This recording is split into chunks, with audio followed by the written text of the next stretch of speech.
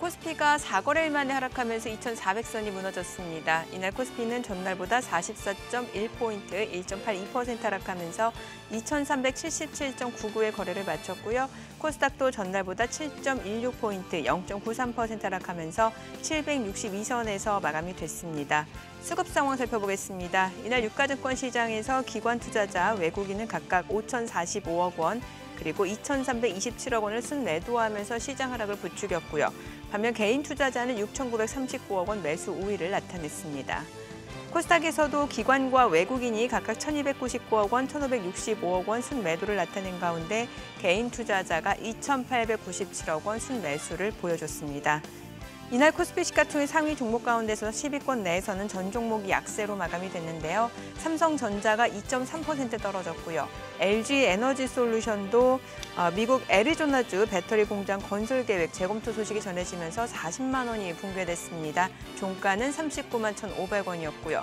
SK하이닉스도 1.3% 하락했습니다. 삼성바이오로직스도 1.7% 떨어졌고요. 삼성전자 우선주도 2% 약세로 마감됐습니다. 네이버가 2.3% 하락한 가운데 LG화학 7% 약세로 마감됐고요. 삼성 SDI도 1.8% 떨어졌습니다. 현대차와 기아 같은 경우는 이제 독일 검찰 현지 사무실 압수수색 소식이 전해지면서 약세로 마감이 됐죠. 현대차 5% 약세, 기아 6% 하락으로 마감됐고요. 카카오는 1% 떨어졌습니다. 이 가운데 10위권 내에서 유일하게 상승한 종목 셀트리온 0.8% 오름세로 마감됐습니다. 업종별로 봤을 때는 기계업종이 2% 이상 올랐고요. 섬유, 의보, 유통, 전기가스, 건설업종이 상승한 가운데 의료정밀, 운수장비 섹터 하락으로 마감이 됐습니다. 운수장비가 3.5% 빠졌고요. 의료정밀 섹터 2.5% 떨어졌습니다. 그밖에 철강, 금속, 전기전자, 금융 섹터가 하락 마감했습니다. 이날 코스닥 시가총액 상위 종목 가운데서는 셀트리온 헬스케어가 0.3% 하락했고요. 2차 전지 소재 쪽 낙폭이 좀 두드러지는 모습이었습니다. LNF가 7% 넘게 빠졌고요. 이 가운데 에코프로비엠도 5% 약세로 마감됐습니다. 카카오게임즈, HLB도 하락 마감했고요. 알테오젠이 1% 떨어졌습니다. 첨도 역시 2차 전지 소재 쪽이죠. 4% 하락 마감했고요. CJ ENM 1.7% 떨어졌습니다. 스튜디오 드래곤은 올랐고요. 리노공업 보합 마감했습니다. 이날 서울 외환시장에서 달러 환율 전날보다 15원 60전 상승하면서 1,299원의 거래를 마쳤습니다.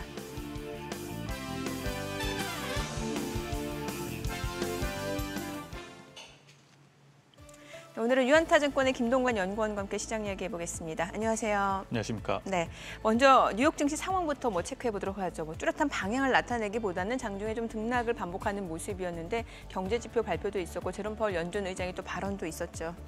네, 그렇습니다. 오늘 3대 지수를 살펴보시면 S&P 500은 마이너스 0.07%, 다우지수는 0.27%, 나스닥은 0.03% 하락을 하는 그런 혼조세를 보이는 모습을 보였습니다. 오늘 장에서 가장 큰 특징은 바로 이제 국내 총생산 GDP가 발표가 되었다는 점이고요. 성장률이 부족했다라고 이렇게 보시면 되겠고, 파월 연준 의장의 인플레이션 강력 의지에 대한 그런 부분을 다시 한번 확인할 수 있음과 동시에 경기 침체에 관련된 부분에 자신감이 어느 정도 하락했다라고 보시면 좋겠습니다. 네, 시장에 미친 주요 이슈들을 체크해 봐야 될 텐데 1분기, 1사분기 GDP 확정치가 발표가 됐는데 예비치, 예상치보다도 좀 밑돌면서 경기 침체 우려가 좀 더 커졌던 것 같아요. 네, 그렇습니다. 이날 발표된 1분기 국내 총생산 GDP 성장률이 연율로 했을 때 마이너스 1.6%로 확정이 되었습니다. 전달에 발표되었던 잠정치가 마이너스 1.5%였으니까 0.1%포인트 증가를 더 하락한 그런 모습을 보인 것입니다. 이는 팬데믹 초기였던 2020년 2분기 이후로 처음으로 이제 마이너스 성장률을 기록을 한 그런 모습인데요. 기존으로 봤을 때 GDP가 2개분기 연속으로 마이너스 성장률을 보인다라고 했을 경우에는 이게 바로 이제 경기 침체에 들어간다라고 판단을 하기 때문에 사실 다음 분기에 성장률이 마이너스로 나타난다라고 했을 경우에는 테크니컬리하게 실제적으로 경기 침체에 들어갔다라고 이렇게 얘기를 드릴 수가 있을 것 같습니다. 네, 자 여기에다가 또 제롬 파월 연준 의장이 기존의 입장을 다시 한번 확인시켜주는 발언을 하면서 투자 심리가 더 위축이 됐던 게 아닌가 싶어요.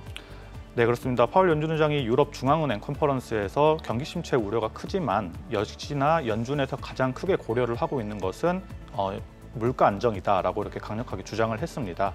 8월 연준 의장의 발언을 살펴보시면요. 연준의 빠른 긴축 속도 리스크가 있지만 여전히 이보다 더 큰 실수는 물가 안정에 실패하는 것이다라고 이렇게 강력하게 주장을 했고요. 여전히 이제 강력한 노동시장을 유지를 하면서 인플레이션 목표치인 2%에 되돌릴 수 있는 그런 자신감을 보이기도 했습니다. 왜냐하면 여전히 가계와 기업들의 펀더멘털이 굉장히 튼튼하다라고 판단을 했기 때문이다라고 밝혔는데요. 하지만 그렇게 할 수 있는 것은 보장은 할 수 없다라고 다시 한번 이렇게 얘기를 하면서 기존보다는 조금 더 자신감이 약해진 그런 발언까지 합해지면서 오늘의 혼조세에 힘을 더하는 그런 모습을 보였습니다. 여기에다가 메스터 연은 총재의 발언까지도 영향이 있었던 것 같거든요. 맞습니다. 메스터 연은 총재 같은 경우에도 사실상 기존의 50bp 인상을 조금 더 이렇게 지지한다라고 밝혔는데 이번에는 75bp 금리 인상도 충분히 고려를 해야 된다라고 그렇게 얘기를 하면서 역시나 인플레에 대한 그런 압박을 꾸준하게 잡아가야 된다라고 강력하게 주장을 한 모습입니다. 사실 지금 경기 침체 공포 자체가 주식 시장에만 영향을 미치는 게 아니라 원자재 시장, 다른 자산 시장까지도 영향을 미치는 것 같은데 유가 최근에 계속해서 상승세를 이어갔는데 간밤에는 좀 떨어졌거든요. 네, 그렇습니다. 사실 인플레에서 가장 중요시하게 여겨지는 부분이 이제 유가인 부분인데 어제장에 보시면은 일단은 원유 재고가 2주 연속 감소를 하게 되면서 유가가 상승을 출발하는 그런 모습을 보였습니다. 하지만 휘발유 재고는 다시 늘어났다라는 소식에 오늘장에서 2% 하락한 $109 수준으로서 하락 마감하는 그런 모습을 보였습니다. 네, 채권 시장 상황은 어떤가요? 네, 채권 시장은 지금 계속해서 경기 침체 우려가 대두되고 있는 모습이 나타나고 있습니다. 사실 어제장에서 가장 큰 이슈였었던 부분이 바로 이제 소비 심리 지수가 큰 폭으로 하락을 했던 부분인데 오늘장에서는 역시나 이렇게 파월 연준 의장의 발언 등이 있게 되면서 계속해서 안전자산 선호 심리가 두각이 되면서 오늘장에서는 10년물 국채금리 같은 경우에는 3%가량 하락한 3.09%에 마감을 하는 그런 모습을 보였습니다. 네. 오늘 이제 6월 마지막 거래일인데 이제 상반기 증시도 이제 마무리가 돼가고 있는 상황에서 사실 6월 한 달 놓고 봤을 때는 우리 증시, 코스피, 코스닥 수익률이 글로벌 증시 대비 낙폭이 좀 더 컸던 게 아닌가 싶어요. 네, 맞습니다. 지금 한 달 동안만 보시면 40개국 중에서 가장 큰 폭으로 하락한 시장이 바로 한국 증시다라고 이렇게 얘기가 나오고 있습니다. 그만큼 이제 글로벌 증시의 경기 침체 우려가 계속해서 부각이 되고 빠른 금리 인상에 대한 모습도 나오고 있기 때문에 이러한 모습에서 이제 신흥국에 대한 그런 이슈가 굉장히 안전자산 선호 심리로 돌아서면서 한국에 대한 외국인의 매도세가 계속해서 강력하게 나왔던 모습을 살펴보실 수가 있는데 사실 오늘장에 드디어 이제 발표될 예정인 부분이죠. 이제 PC 개인 소비 지출 물가 지수가 과연 어떻게 나오냐에 따라서 이러한 심리가 조금 더 꺾일지 아니면 더 이렇게 안전자산의 선호 심리가 몰릴지를 지켜보시면 굉장히 좋을 것 같습니다. 이제 곧 발표를 앞두고 있는 개인 소비 지출 PC가 어떻게 나오는지 여부에 따라서 시장 상황의 좀 분위기가 좀 바뀔 수도 있다라는 거네요. 네, 그렇습니다. 네, 알겠습니다. 자, 오늘 양시장 지금 코스피, 코스닥 지금 혼조세가 좀 예상되고 있는 상황입니다. 저희 잠시 후 동시효과 상황 전략으로 돌아오겠습니다.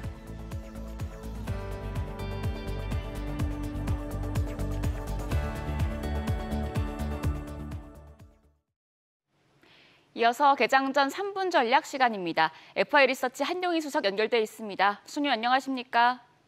네, 안녕하십니까? 네, 간밤 뉴욕 증시가 방향성을 잡지 못한 채 혼조세로 마감했습니다. 전일 하락 마감한 국내 증시 또 한 번 2,400선을 내준 상황인데요. 대표님께서는 오늘장 증시 흐름 어떻게 전망하시나요? 오늘 증시도 역시 이제 미국 증시가 어제 좀 혼조세를 보이면서 같이 이제 혼조세를 나타낼 가능성이 좀 높다고 판단을 하고 있습니다. 그리고 어제 이제 미국 증시가 혼조세를 보인 것은 어제 한 10시부터 우리나라 시간으로 밤 10시부터 이제 ECB 포럼이 있었는데 여기서 이제 제롬 파월 연준 의장이 참석을 했었습니다. 그래서 한 제롬 파월 연준 의장이 8번 정도의 발언이 있었는데 일단 전체적으로 보면은 크게 이제 과거에 발언했던 거랑은 변동은 없었지만 그러니까 계속적으로 그 키워드를 보면은 여전히 좀 물가가 높으면서 이제 경기 침체 가능성이 조금은 있다라는 언급들을 하면서 그때마다 좀 시장이 변동을 나타냈습니다. 그리고 연준의 물가 목표는 여전히 2%로 잡고 있고 내년까지 이제 금리를 3.5%에서 4%까지 좀 인상을 하겠다라는 발언을 하면서 조금 시장이 그 당시에는 빠졌는데 일단 지금은 페드워치를 보시면은 FOMC에서 75bp, 그러니까 자이언트 스텝 인상 가능성은 여전히 좀 높은 상태다라고 말씀을 드리고 싶고요. 일단 그래서 변동성이 나타나는 거는 제가 볼 때는 이제 내일, 그러니까 오늘 밤에 발표하는 이제 PC 지표를 발표하고 나서 대기하는 자금들이 좀 많을 것이기 때문에 일단은 오늘 시장에서는 큰 변동성은 없지만은 내일 시장에서 예를 들어 PC가 예상보다 좀 높게 나온다라고 하면은 시장은 좀 부담으로 작용할 가능성이 높고, 물가가 예상보다 좀 낮다라고 하면은 다시 호재로 받아들일 가능성은 높다라고 말씀드리겠습니다. 네, 오늘이 6월의 마지막 날인데요. 남은 하반기도 쉽지 않을 것이란 전망이 나오고 있는 상황입니다. 대표님, 7월에는 어떤 종목에 관심 가져보면 좋을까요?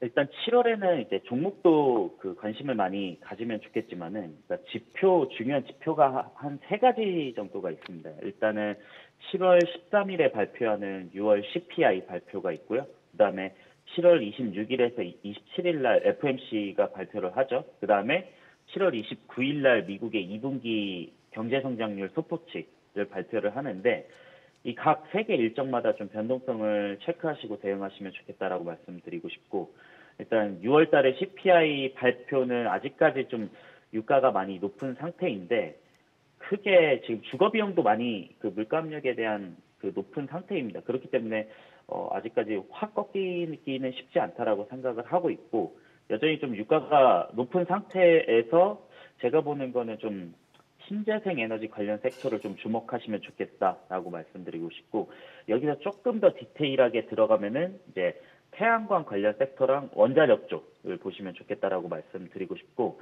어제 이제 태양광 쪽에서 좀 더 디테일하게 들어가면 이제 태양광 모듈을 만드는 업체가 있고, 뭐 폴리실리콘을 만드는 업체가 있는데, 대표적으로 이제 ADR로 상장돼 있는 이제 다초 뉴에너지가 어제 장중에 한 5.8%까지 하락을 했었는데, 이거를 다 되돌렸습니다. 그래서 매수세가 일부 유입됐다라고 말씀드리고 싶고, 그럼으로써 이제 OCI도 우리나라에서는 글로벌 7위 기업이기 때문에 좀 수혜를 받을 수 있지 않을까라고 말씀드리고 싶고, 그다음에 원자력 쪽에서는 이제 중소형 종목보다는 지금 유럽 쪽에 해외 순방을 하면서 윤석열 대통령이 해외 순방을 하면서 해외 수주까지 연결될 수 있는 가능성이 높은 종목들을 좀 유심히 지켜보시면 좋겠다라고 말씀드리겠습니다.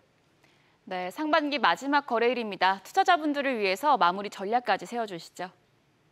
일단은 7월 시장도 좀 쉽지 않을 거다라는 생각이 조금은 드는 시장입니다. 왜 그러냐면은 어제 환율만 보시더라도 다시 1,300원을 돌파하면서 외국인 매도 압력이 좀 높은 상태인데요. 근데 제가 생각할 때 여기서 조금은 생각의 전환을 한다라고 하면은, 지금 외국인이 전체적으로 시장을 다 매도하는데, 그러면은 개별 종목으로 봤을 때 외국인 순매수가 들어오는 종목을 좀 노리시는 게 어떨까라고 한번 말씀을 드리고 싶습니다. 그리고 여기서 외국인 순매수가 들어오고 실적 전망치까지 높다라고 하면은 여기서 시총이 좀 낮다라고 하면 저는 밸류에이션 메리트도 있고 수급적인 모멘텀도 있기 때문에 최근에 제가 파악한 섹터에서는 이제 외국인이 좀 지속적으로 들어오는 섹터는 이제 풍력 쪽하고 태양광 쪽이랑 이제 조선 쪽이 좀 많이 들어오더라고요. 그래서 좀 더 디테일하게 보면은 실적까지 연결해서 보시면 좋겠다라고 말씀드리겠습니다. 네, 알겠습니다. 말씀 잘 들었습니다. 한용희 수석이었습니다. 지금까지 개장 전 3분 전략 세워봤습니다. 네, 지금 시각 8시 50분 지나갑니다. 오늘 양시장 예상 체결지수부터 확인해 보도록 하죠. 현재 코스피가 0.2% 소폭 반등 예상됩니다. 예상 체결지수 2,383포인트고 코스닥은 약보합권 예상됩니다. 예상 체결지수 761포인트입니다. 시가총액 상위 종목 예상 체결가 보겠습니다. 어제 시가총액 10위권 내에서 셀트리온을 제외하고는 전 종목이 약세로 마감이 됐었는데요. 오늘은 보시다시피 혼조세가 예상됩니다. 삼성전자 보합 예상됩니다. 예상 체결가 58,000원이고 LG에너지솔루션 어제 40만 원 선이 붕괴가 됐었죠. 오늘 강보합권 예상됩니다. SK 하이닉스 상승 예상되고요. 삼성 바이오로직스도 0.8% 오를 걸로 보입니다. 삼성전자 우선주 1% 약세 예상되고요. 네이버가 2.6% 하락 출발 예상됩니다. 지금 호가로 봤을 때는 24만 원으로 집계가 되고 있고요. 삼성 SDI는 2% 상승 예상됩니다. 현대차, LG화학 보합 예상되고요. 카카오는 하락 출발 예상되면서 예상 체결가는 7만 100원으로 집계가 되고 있습니다. 오늘장에서는 종목별로 상당 혼조세가 이어질 걸로 예상이 되고 있고요. 코스닥 시가총액 상위 종목 예상 체결가도 보겠습니다. 어제 코스닥 쪽에서는 2차전지 소재 쪽 낙폭이 두드러지는 양상이었는데 지금 보시게 되면은 LNF가 약보합권 예상되네요. 예상 체결가 22만 6,900원이고 이 가운데 셀트론 헬스케어 0.5% 하락 예상되고요. 카카오게임즈는 상승 예상됩니다. 예상 체결가 5만 1,000원, HLB 강보합 예상되고요. 펄어비스 1% 약세 예상됩니다. 에코프로비엠 보도록 하죠. 오늘 1.9% 하락 예상됩니다. 예상 체결가 11만 9,000원으로 집계가 되고 있고요. 셀트리온제약 약보합권 예상됩니다. 알테오젠 보합 예상되고요. 첨보 2% 하락 예상됩니다. 오늘장에서도 지금 호가로 봤을 때는 2차전지 소재 쪽 낙폭이 좀 두드러질 걸로 예상되고 있고요. 다만 호가와 또 시초가, 장중 흐름은 또 다를 수 있습니다. 최근에 워낙 변동성이 크기 때문에 이런 부분은 좀 염두를 해두셔야 될 것 같고 CJ ENM 1.4% 상승 예상됩니다. 예상 체결가 9만 7,000원으로 기록되고 있습니다. 이제 개장까지 7분여가량 남았습니다. 계속해서 시장 이야기 좀 나눠보도록 하죠. 자, 지금 시장 전반적으로 상반기 마무리되고 이제 하반기를 앞두고 있는 상황에서 글로벌 증시 상황 녹록지 않고 미증시 같은 경우는 이제 약세장에 진입했다는 평가가 이미 이전에 나왔고 실제로 S&P 500 같은 경우에 올해 들어서 지금 수익률, 그러니까 하락률이 20%에 달하는데 이게 1970년 이후 최악의 하락률이라고 하거든요. 네, 그렇습니다. 일단은 어느 정도까지 심각하게 하락을 했나라고 자료를 준비를 해봤는데요. 지금 보시면은 S&P 500의 전반기 이제 하락률 같은 경우에는 1932년 이후에 최대폭으로 하락을 했다라고 지금 이렇게 밝혀지고 있는 모습이 나타나고 있습니다. 그만큼 굉장히 많은 투자자분들에게 힘겨운 그런 시간을 주었다라고 이렇게 역사적인 평균에서 볼 수가 있겠는데 다음 차트에서 이제 한번 살펴보시겠습니다. 그래서 과연 이제 저희가 계속해서 이제 대두가 될 수밖에 없는 게 경기 침체가 이대로 정말로 확정이 돼서 끝까지 더 S&P 500이 추락을 하느냐 아니면은 경기 침체는 아니었지만 심리 상태가 굉장히 불안했고 지금 격사적으로 보았을 때 전쟁 이슈도 있고 여러 가지 이슈들이 풀리지 않은 그런 모습에서 단기적으로 경기 침체가 있었던 모습에서 해결이 되느냐라고 이렇게 두 가지 시나리오를 볼 수가 있는데 네. 지금 현재 차트는 이제 주황색 선입니다. 그래서 S&P 500이 이렇게 지금 빠른 기간 동안 하락을 했다라고 이렇게 나와 있는데 지금 S&P 500이 만약에 경기 침체 구간이다라고 했을 경우에는 이 하늘색 선을 보시면은 이 계속해서 하락을 쭉 하는 그런 모습을 보이고 있습니다. 하지만 경기 침체가 아니었던 구간에서는 역사적인 평균에서 8개월 정도 가량 계속해서 하락을 했다가 다시 한번 이렇게 반등을 하는 그런 모습을 보이고 있기 때문에 지금 이제 6개월 정도 연초에 지났기 때문에 만약에 경기 침체가 아니다라고 하는 그런 심리 그리고 자료들이 더 준비가 되어서 투자자들의 그런 영향을 끼친다라고 했을 경우에는 다시 한번 반등을 할 수 있다라고 보고 있는데 저희 본부에서는 이러한 부분에서는 경기 침체라고 보기에는 굉장히 어렵다라고 판단을 하고 있기 때문에 네. 계속해서 경기 침체가 아니다. 지금은 펀더멘털이 강한 시장이다라고 이렇게 강력한 그런 주장들에 대한 자료들을 보이고 있다라고 말씀을 드릴 수가 있겠고요. 네. 그에 반해서 이제 경기 침체라고 생각을 하시는 분들은 이제 데이드캣 바운스라고 그렇죠. 하죠. 이제 사실 이렇게 하락장이 계속 이어지는 가운데서 중간에 이렇게 잠깐씩 반등을 하는 그런 모습을 데드캣 바운스라고 하는데 지금 데드캣 바운스를 이제 이번에는 이제 닷컴 버블 시기 때만 이제 가지고 왔습니다. 네. S&P 500도 보시면은 중간중간에 7%, 19%, 20% 등등 이렇게 계속해서 반등을 했던 그런 모습을 보이고 있겠고요. 나스닥 같은 경우에는 네. 변동폭이 더 큽니다. 지금 보시면은 데드캣 바운스를 40% 가까이 하는 적도 있고 28%, 51% 이렇게 크게 떨어지는 만큼 다시 큰 폭의 반등도 했던 그런 모습을 보이고 있기 때문에 경기 침체가 온다라고 했을 경우에는 이런 데드캣 바운스로서 계속 이야기를 하면서 심리가 위축이 됐다가 단기적으로 이렇게 데드캣 바운스 안에 들어가서 단기적인 이렇게 차익을 보고 싶다라고 하는 투자자들도 많이 있을 거다라고 생각이 드는데 이런 부분이 사실 굉장히 어려운 이런 트레이딩 기법이기 때문에 이런 부분에서 저희 본부는 좋은 종목을 선택을 해서 이런 분할 매수 접근으로 하는 게 오히려 더 안전한 투자 전략이 아닐까라고도 말씀을 드리고 있습니다. 그러니까 약세장이긴 한데 이게 경기 침체는 아직은 아니기 때문에 이게 계속 추세적으로 하락하기보다는 이제 조금 더 어느 정도 바닥을 다지고 올라갈 수 있다라고 보시는 건가요, 그러면? 네, 그렇습니다. 저희는 이제 앞전에도 계속해서 말씀을 드리는 부분이지만 미국 경기 그리고 기업들의 펀더멘털이 그리고 가계에서도 분명히 이제 펀더멘털이 굉장히 좋기 때문에 지금 당장은 굉장히 금리 인상 속도가 빠르기 때문에 어려운 시장이다라고 하더라도 이런 부분이 중간 정도에서 이제 해소가 될 것이다라고 말씀을 드리고 있습니다. 그러니까 일시적 반등이 아니라 좀 추세적으로 반등이 나올 수 있다라는 거네요. 네, 그렇습니다. 그러면 그 반등이 나올 수밖에 없는 근거, 이유를 저희가 봐야겠네요. 네, 그렇습니다. 먼저 이제 실적 전망을 함께 보시면서 이제 살펴보실 수가 있는데 네. 지금 이제 2분기에서는 사실상 뭐 4.3% 이렇게 전년 대비해서 이익 증가율이라든지 매출 증가율이 보인다라고 하는 측면에서 조금은 소폭 상승을 하겠지만 네. 2022년 한 해 동안은 어찌됐든 두 자리 수가 상승한다라고 보시면 되겠습니다. 10.4%, 10.7% 각각 이익 증가율과 매출 증가율이 나온다라고 이렇게 전망이 되고 있는 이것은 지금 사실 굉장히 강한 펀더멘털이다라고 이렇게 보시면 되기 때문에 이런 부분을 주목을 해보시면 되겠다라고 좋겠고요. 또한 이제 차트를 하나 더 준비를 했는데 지금 현재 S&P 500의 선행 이익 추정치, 즉 12개월간 얼마나 이익이 더 증가할 것이냐라고 하는 부분이 지금 보시면 맨 위쪽에 있는데 사실 이 부분이 꺾이지 않고 있습니다.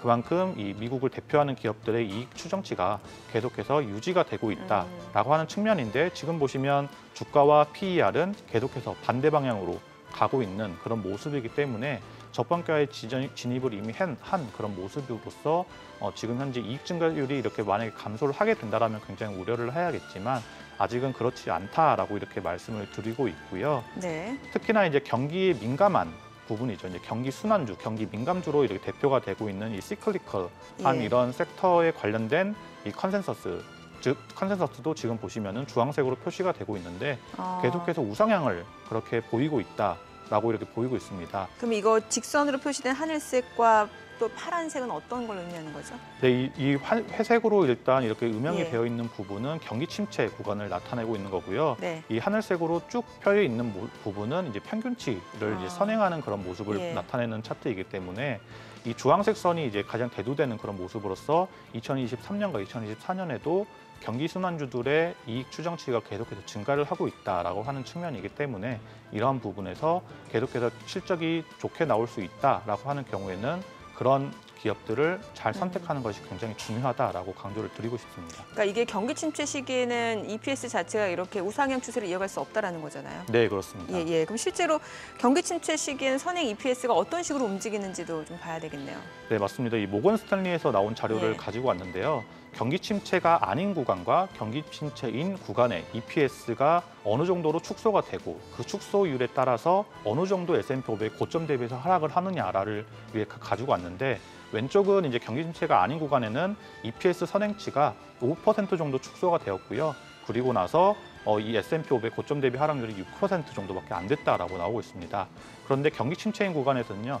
EPS가 14%나 이렇게 축소가 되는 그런 모습을 보이면서 S&P 500이 고점 대비 35% 이렇게 하락을 한다라고 나오고 있습니다. 즉 만약에 지금 이 순간에 이게 이제 경기 침체로 간다라고 확정이 된다라고 했을 경우에는 S&P 500이 지금 수준보다도 10% 정도는 더 하락을 할 수 있는 그런 룸이 남아 있을 수도 있지만 만약에 아니다, 경기 침체가 아니다라고 판단이 됐을 경우에는 충분히 조정을 받고 반등할 수도 있다라고 이렇게 시나리오를 쓸 수 있을 것 같습니다. 네, 뭐 지금 전반적으로 이제 경기 침체가 아닌 근거에 대해서 실적 전망치가 계속해서 우상향 추세를 이어가고 있다. 그렇기 때문에 경기 침체가 아니다라는 말씀을 주셨는데 계속해서 또 다른 이유는 저희가 또 개장하고 좀 들어보도록 하겠고요. 일단 오늘 양시장 좀 혼조세가 좀 예상되고 있는 상황입니다. 글쎄요, 오늘 어떤 흐름 나타나는지 확인해 보죠. 국내 증시 개장합니다.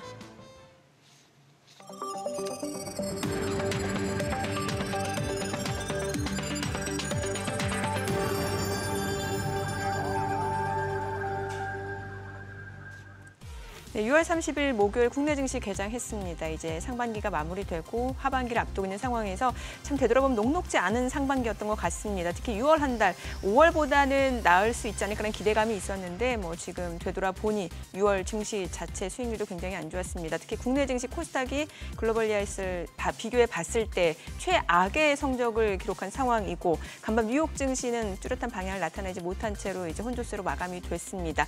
일단 이번 주에 나올 미국의 개인 소비 지출이 어떻게 나오는지 여부에 따라서 단기적인 시장 방향이 결정될 걸로 예상이 되고 있죠. 양시장 출발 지수입니다. 코스피가 좀 호가랑은 다르네요. 지금 0.4% 하락입니다. 2,365포인트, 0.5%까지 떨어집니다. 그리고 코스닥도 약보합권으로 761포인트입니다. 오늘 양시장 하락 출발 나타내고 있는 상황이고요. 시가총액 상위 종목 시초가 보겠습니다. 삼성전자가 1.2% 떨어집니다. 57,200원. LG에너지솔루션 어제 40만 원 선이 붕괴가 됐는데 또 떨어지네요. 38만 7,500원. SK 하이닉스도 1% 떨어집니다. 삼성 바이오로직스도 약보합권 80만 원이고 삼성전자 우선주도 1% 떨어집니다. 네이버도 1.8% 하락 중이고요. 삼성 SDI도 0.8% 떨어집니다. 이 가운데 현대차 오늘 반등 보여줍니다. 17만 6천 원. 그리고 LG화학도 강보합권. 기아가 1% 반등이네요. 7만 7,800원에 거래되고 있습니다. 자, 코스닥 시가총액 상위 종목 시초가도 보도록 하겠습니다. 코스닥 쪽에서는 지금 셀트리온 헬스케어가 0.7% 올라갑니다. 67,800원이고 LNF 강보합권이네요. 카카오게임즈 0.2% 소폭 올라가고요. HLB는 보합, 펄어비스는 하락입니다. 52,100원이죠. 셀트리온 제약 0.5% 떨어집니다. 75,800원. 에코프로비엠 오늘 반등 보여줍니다. 12만 2,200원이고 알테오젠이 2% 상승이고요. 천보는 0.8% 하락 중입니다. 22만 6,900원이네요. 천보 약보합권이네요. CJ ENM 보합으로 9만 5,700원입니다. 지금 시각 9시 2분 지나갑니다. 수급 상황 확인을 해볼게요.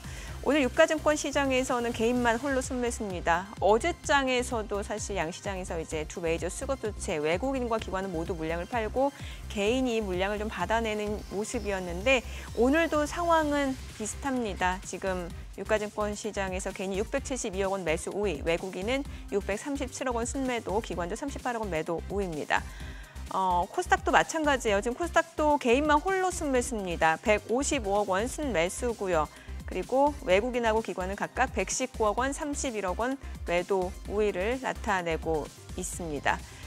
오늘 업종별 흐름 봤을 때 운수장비 섹터 흐름이 괜찮아요. 지금 운수장비 섹터 내에서 구성 종목을 볼게요. 현대차도 올라가고 있고 SL, 기아도 상승 중이고요. 현대모비스도 오름세고 그러니까 자동차 부품주 흐름이 나쁘지 않아요. 화승코퍼레이션, 또 현대위아 이런 종목들이 강세를 좀 보여주고 있는 상황이고 앞서 보셨다시피 의료정밀 섹터도 오늘 올라갑니다. ST바이오센서가 1.4% 상승하면서 의료정밀 섹터의 상승을 이끌고 있는 것으로 확인이 됩니다. KC텍, KC도 올라가고 있네요. 지금 시각 9시 4분 향해 갑니다. 환율 체크해 볼게요. 어제 달러 환율이 1,300원 선까지 바짝 오른 모습이었는데 오늘 외환시장 개장 상황입니다. 달러 환율 결국 1,300원 돌파하네요. 이런 50전 상승한 1,300원 50전에 개장이 됐습니다. 4거래일 만에 지금 1,300원대를 다시 한번 돌파하고 있는 상황이고 아무래도 외환 시장 같은 경우는 이제 투자 심리라든지 이런 부분에서 좀 민감하게 반응을 할 수밖에 없는데 안전자산 선호 현상이 조금 더 강해지는 것 같습니다. 오늘 시장 보니까 에너지도 별로 없는 것 같고 심리 자체도 많이 위축되어 있는 것 같고 일단 좀 지켜보겠다라는 투자자들 그런 분위기도 많이 반영이 되는 것 같거든요. 네, 말씀드렸지만 오늘 저녁 시간에 이제 발표될 PC 소비자 물가 개인 소비 지출이 이제 가장 핵심적으로 작용을 할 것 같다라고 아까 말씀을 드렸는데 이 부분에 있어서 이제 조금 더 기다릴 것 같다라고 이렇게 말씀을 드릴 수가 있겠고요. 사실 우리나라가 지금 현재 대중 수출 물량이 이번 달에는 굉장히 좋게 나왔다라고 이렇게 발표가 되고 있습니다. 중국에서 계속해서 경기 부양을 펼칠 그럴 여력도 보이고 있고 제로 코로나 관련된 부분에 있어서도 정책을 조금 더 완화시키는 그런 모습을 보이고 있기 때문에 중국에 대한 그런 모습이 완화가 된다라고 하는 측면에서는 당연히 국내 증시에도 호재로 작용을 할 수 있는 그런 부분으로 작용을 할 수 있기 때문에 만약에 개인 소비출이 잘 기대했던 것보다 더 하락을 하는 모습을 나타내고 계속된 중국에 대한 그런 완화 정책이 펼쳐진다라고 했을 경우에는 우리나라 증시도 반등을 하고 외국인 수급도 조금 더 좋아지지 않을까라고 보고 있습니다. 그래요, 알겠습니다. 자, 그러면 이제 앞서서 이제 연구원님께서 말씀해 주신 대로 지금이 경기 침체가 아니기 때문에 시장이 반등을 보여줄 수 있다라고 주장하는 그 근거, 저희가 앞서 이제 EPS가 계속해서 우상향 추세를 이어가고 있다라는 부분을 체크해봤고 또 하나 근거는 뭘로 볼 수 있을까요? 네, 저희가 이제 계속 강조드리는 부분인데 사실상 많은 미디어에서는 별로 관심이 없다라고 이제 판단도 되고 있는데 은행권의 펀더멘털이 굉장히 좋다라고 이제 저희는 계속 강조를 드렸었고 이러한 부분이 이제 미국 이제 연준에서도 각 은행들에게 매년마다 체력 측정을 합니다. 너희들의 건강이 어느 정도 되느냐, 체력이 어느 정도 되느냐라고 이렇게 물어보는데 그걸 갖다 이제 스트레스 테스트라고 합니다. 그런데 보시는 것처럼 이번에 굉장히 어려운 그 시나리오를 주었습니다. 미국의 실업률이요 10%가 되고 GDP가 3.5%나 감소를 하고 그리고 상업용 부동산 가격이 고점 대비해서 40% 감소, 그리고 주택 가격도 28.5% 감소, 그리고 주가가 55% 감소하는 그런 상황에서 과연 이 은행들의 평균 자기자본 비율이 어느 정도 되느냐라고 이렇게 확인을 했더니 9.7%가 나왔습니다. 이는 이제 최소 기준치인 4.5%의 거의 두 배보다도 높게 나와 있는 수준이기 때문에 한마디로 이렇게 어려운 시나리오 속에서도 미국의 은행들이 망하지 않고 계속해서 견고하게 자리를 지킬 수 있는 그런 위치다라고 이렇게 강력하게 나왔기 때문에 굉장히 좋은 모습으로서 은행들의 체력이 남아 있다라고 보는 측면에서는 계속해서 이제 뭐 대출이라든지 그런 여신 증가율이 충분히 증가할 수 있는 그런 모습으로서 뭐 경기가 어느 정도 조금 소폭 하향을 한다거나 하는 측면에 있지만서도 은행에서 그런 부분을 뒷받침해 줄 수 있다라고 저희는 판단을 하고 있습니다. 그래요. 그러면 은행권 펀더멘탈 좋다라는 부분 받고 또 하나 근거는 어떤 걸까요? 네, 그리고 이제 계속해서 이제 소비 심리 지수가 사실 예. 굉장히 안 좋게 발표가 되지 않았습니까? 컨퍼런스 소비 지수도 이제 100을 하회하는 그런 모습을 나오면서 굉장히 센티먼트가 안 좋다라고 네네. 나오고 있는데 다른 부분에서 이제 미국의 소비가 어떻게 됐는지 한번 살펴보시겠습니다. 지금 보시면요, 트럭 운송 지수라고 하는 것이 있습니다. 이 지금 노트라고 밑에 쪽에 제가 또 적어놨는데 이 매월 화물 운송량을 이렇게 추정하는 그런 지표입니다.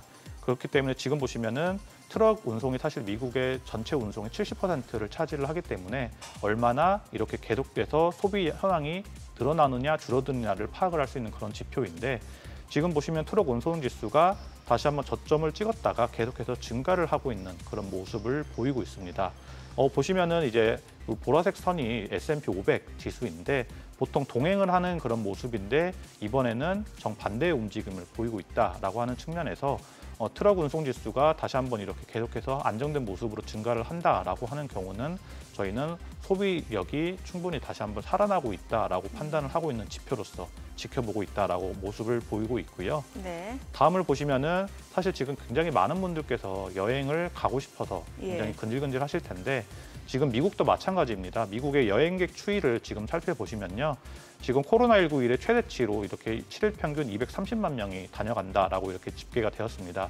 그만큼 많은 분들이 소비를 계속해서 하고 있다라고 이렇게 나와 있는데 지금 보시면 항공권의 물가지수가 굉장히 높게 나왔습니다. 전년 대비해서 38%가 증가를 했음에도 불구하고 계속해서 소비를 하고 있다라고 이렇게 나와 있는 측면에서 물가 안정이 만약에 잡힌다라고 하는 경우에는 이런 부분이 더욱더 증가도 할 수 있는 부분이다라고 저희는 판단을 하고 있다라고 말씀을 드리고 싶습니다. 은행 예금 자체가 증가되고 있다라는 건 어떤 걸 의미하는 거예요? 앞으로 좀 소비 여력이 충분히 있다 이런 건가요? 네, 이 자료는 오히려 이제 반대로 이제 예. 많은 분들이 걱정을 하시는 그런 부분을 가지고 예. 온 것인데요.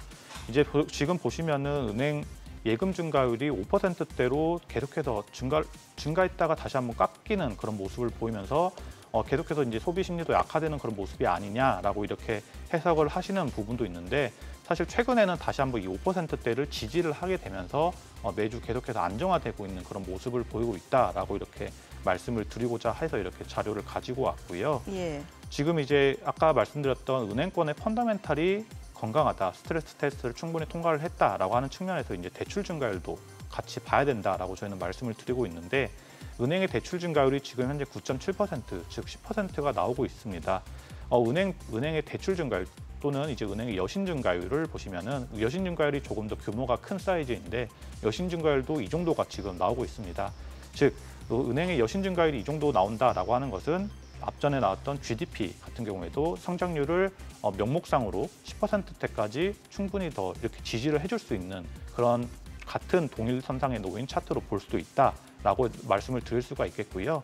기업들이나 가게들에게 계속해서 대출을 해준다라고 했을 경우에는 기업들의 매출 증가율도 10% 정도로 유지를 할 수 있는, 즉 은행 대출 증가율이 GDP 성장률과 그리고 기업들의 매출 증가율까지 동시에 확인할 수 있는 지표로서 이러한 부분이 대출 증가율이 계속해서 증가를 하는 모습은 계속해서 GDP 성장률을 지지를 한다. 즉 경기 침체로 가기에는 아직까지는 너무나 건강하다라고 이렇게 보여드리려고 가지고 왔습니다. 예대율 추이는 어떤 부분을 봐야 되는 거죠? 네, 예대율 추이는 즉 예수금 대비해서 대출이 얼마나 증가를 하느냐를 보이고 있는데 지금 보시면 최저점인 상황에서 이제 조금 올라서 62.7%입니다.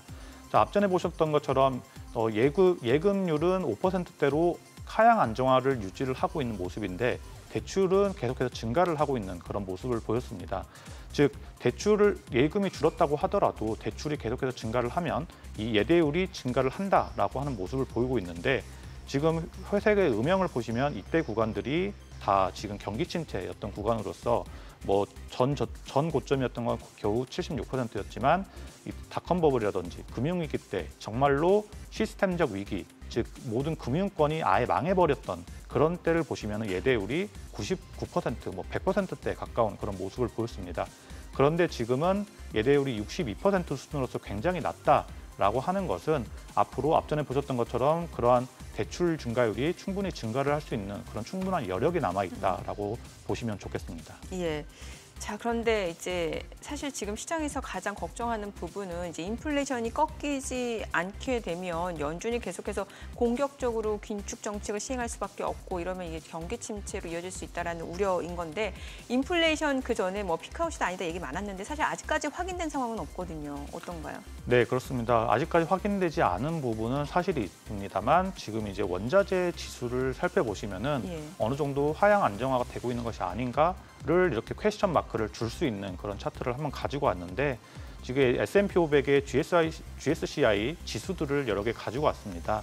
맨 위쪽에 에너지 지수, 그리고 이제 노란색이 농업 지수, 그리고 초록색이 산업금속, 마지막이 귀금속 지수를 살펴보실 수가 있는데 다들 이렇게 지금 지난 1년간 계속해서 올랐다가 최근에 하락을 하고 있는 그런 모습을 보이고 있는 모습으로서 최근에는 뭐 가장 말이 많았던 뭐 목재라든지 뭐 귀금속이라든지 그리고 뭐 구리 그런 것들도 대표적으로 하락을 하고 있는 그런 모습을 나오고 있기 때문에 어느 정도 이제 하락하는 그런 추세에 나가지 않았나 또 이렇게 살펴보실 수 있지 않을까라고 이렇게 가져왔고요. 네. 또 하나는 이제 계속해서 사실 인플레이션을 가장 자극했던 유가 다음으로 이제 작용했던 게 중고차 지수였습니다. 중고차가 신차보다 더 비싸다라고까지 이렇게 얘기가 나왔었는데 이러한 부분에서 지금 최근 많이 꺾여서 마이너스 6%대까지 하락을 한 모습이기 때문에 이러한 부분도 어느 정도 이제 CPI 소비자 물가 지수에 반영이 돼서 꺾이지 않을까라고 저희는 이제 판단을 하고 있고요. 네네. 또 하나 이제 CPI의 가장 하락 성장의 가장 이렇게 큰 축을 이룬 게 바로 이제 부동산 시장인데 부동산 시장에 있어서 이제 저희는 부동산 시장이 그렇게까지 위험하지 않다라고 계속 강조를 드렸던 부분이고 지금 보시면은 이제 30년 모기지 금리가 최근에 굉장히 많이 올라서 맞아요. 5.8%대까지 올랐기 때문에 부동산 경기 침체가 이루어지면서 체계적 붕괴로 미국의 경기가 완전히 붕괴될 것이다라고까지 강력하게 주장을 하시는 분들도 계신데 그러한 부분을 미국의 가계가 어느 정도까지 감당을 할 수 있느냐를 같이 살펴봐야 된다라고 다시 한번 강조를 드리겠고요. 네네. 지금 보시면은 2000년도 닷컴 버블 때 보시면은 이때 당시에 모기지 금리가 8%가 넘습니다. 그리고 2008년도 때도 금융위기 때도 6.7%, 지금보다도 훨씬 높았던 부분인데 그때 당시 이제 가계 부채를 살펴보시면은 닷컴 버블 때가 70% 수준이었고요. 그리고 금융위기 때 당시가 98% 굉장히 높았고 지금 수준이 78% 수준에서 가계부채가 있다라고 하는 측면에서는 이러한 부분들을 비율을 책정을 했을 때는 저희는 모기지 금리가 7.5% 정도 갔었을 때 정말로 위험한 수준이다라고 보고 있기 때문에 그런데 만약에 지금 수준에서 금리를 계속 올렸던 부분에서 다시 한번 하향 추세를 가면은 모기지 금리가 이 정도까지는 올라가지 않을 것이기 때문에 부동산의 체계적인 붕괴로가 이어지지는 않을 것이다라고 얘기를 드리고 있습니다. 네. 자, 그리고 근원 PC 인플레이션 추이는 어떤가? 이건 좀 꺾이고 있는 상황이잖아요. 네, 지금 전망치는 사실상 6월 달에 오늘 발표될 거는 4.8%로 전망이 네. 되고 있습니다. 사실 에너지를 제외를 하고 이제 개인 소비 지출이 만약에 이렇게 근원적으로 봤을 때 꺾인다라고 하는 부분은 분명히 굉장히 시장에는 호재로 작용을 할 수 있는 부분이고 추세적으로 계속해서 하락을 한다라고 강력하게 얘기를 할 수 있는 그런 부분으로 작용을 하기 때문에 오늘 이 부분이 어떻게 될지는 지켜봐야겠지만 어찌되었든 전망치는 4.8%로 계속해서 4.9에서 하락을 하고 있다라고 이렇게 보시면 좋겠다라는 측면에서 가지고 왔고요. 네. 또 하나는 이제 최근에 이제 계속해서 미래 인플레이션 예측치가 다시 한번 하락을 하고 있는 그런 모습이 나타나고 있습니다. 5년 미래 인플레이션 수치는 2.82%로 최근에 3%를 넘었다가 다시 한번 하락을 하고 있고요. 10년 미래 네. 10년 미래 인플레이션 같은 경우에도 2.56%로 다시 한번 하락을 하고 있는 그런 모습이고 5년 그리고 5년 후 미래 인플레이션도 2.3%로 하락을 하고 있는 그런 모습이기 때문에 이러한 부분에서는 계속해서 하락을 하고 있는 추세다라고 말씀을 드리고 있습니다. 그러니까 인플레이션 시대긴 합니다만 이게 압력 자체가 조금 더 강해지기보다는 좀 둔화될 수도 있고 그렇게 되면 이제 경기 침체를 그렇게 우려할 만한 상황은 아니다라는 거네요, 결론적으로는. 네, 그렇습니다. 그럼 지금 시대에 맞는 전략을 세워봐야겠네요. 네, 저희가 이제 최근에 그 서학개미가 얼마나 많은 매수를 네. 했고 그리고 얼마나 어떤 종목을 굉장히 좋아하는지를 먼저 살펴봤는데 거의 대부분 뭐 세배 레버리지 굉장히 좋아하시고요. 빅테크 굉장히 좋아하시고 실적이 없는 그런 기업들도 굉장히 투자를 많이 하는 성장주 위주 투자를 하고 있습니다. 저희도 물론 지금 성장주 위주의 투자를 하라라고 이렇게 말씀을 드리고 있는데 그 안에서도 바이오 헬스케어 관련된 부분에서도 5% 이상은 투자를 하는 것이 굉장히 좋다라고 이렇게 말씀을 드리고 있는데 굉장히 많이 언급된 부분입니다. 뭐 다들 아실 텐데 인플레이션이 이렇게 강조되는 구간에 있어서는 가격 경쟁력이라고 하는 그런 부분이 굉장히 좋은 기업에 투자를 하는 그런 기업 섹터에 투자를 하는 것이 중요하다라고 보이고 있는데 지금 보시는 차트를 보시면요.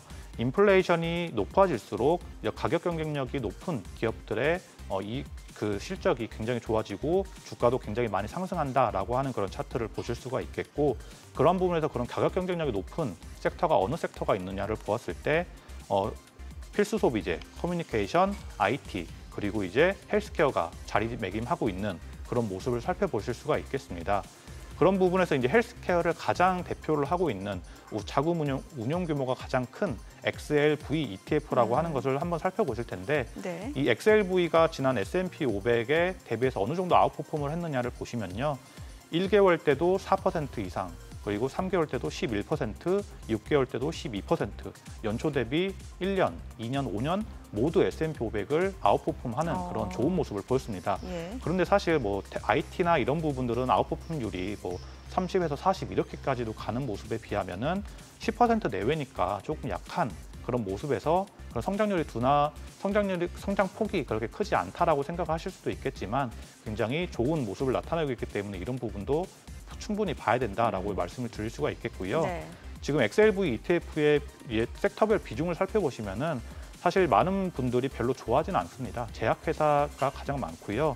그리고 헬스케어 업체 서비스 여기에는 이제 보험사라든지 그런 조금 따분하다고 느낄 수도 있는 그런 네. 기업들도 포진해 있는데 이 두 부분이 가장 많은 부분을 살펴보실 수가 있겠고요. 근데 사실 오늘 국내 증시만 놓고 보더라도 지금 시장이 다시 지금 낙폭이 좀 커지는데 이 가운데 바이오 섹터는 또 괜찮거든요. 뭐 셀트리온 그룹주도 그렇고 삼성바이오로직스, SK바이오사이언스 또 코스닥 쪽에서는 뭐 시젠, 알테오젠 이게 다 뭐 인트론바이오 다 이게 바이오 쪽이에요. 뭐 의료기기, 헬스케어 다 약간 좀 크게 또 분류할 수도 있을 것 같고요. 이게 그러니까 순환매 차원도 있겠습니다만 뭔가 경기 방어 성격을 지니기 때문에 올라간 측면이 있다라고 보여지는 거네요. 그럼. 네, 그렇습니다. 예. 여기 섹터에서도 지금 이제 14% 이상을 차지하고 있는 게 바로 네. 바이오 생명공학이니까 이러한 부분에서도 굉장히 바이오가 사실 굉장히 낙폭이 큰 변동폭이 굉장히 큰 성격을 가지고 있기 때문에 이런 다분화된 포트폴리오를 가진 XLV 같은 그런 헬스케어 전체를 추종하는 투자도 굉장히 좋은 방법이지 않을까라고 이렇게 해서